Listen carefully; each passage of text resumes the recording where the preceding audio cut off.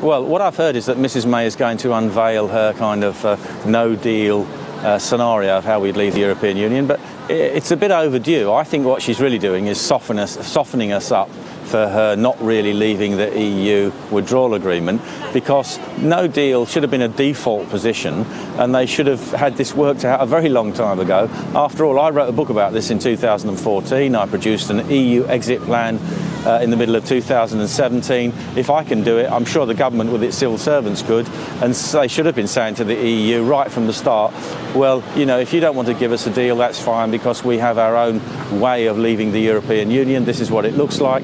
And yet here we are, overdue in actual fact. The withdrawal agreement should have been signed by now anyway, by the mid-October at the latest, and yet we still don't know what it's going to look like.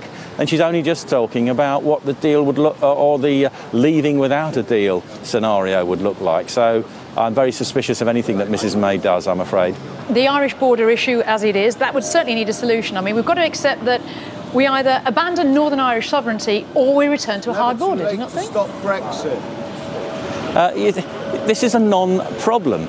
You know, we've had this relationship with the Irish Republic since about 1923 or so, when they became independent.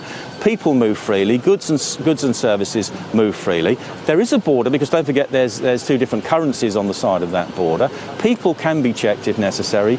Goods coming over the border can be checked if necessary. Most of that trade is actually dealt with by paperwork, so it isn't necessary to look into containers and packages, etc. But although the customs people on both sides of the border have a right to do that, and a small amount of goods moving across will be checked, all that can continue as normal.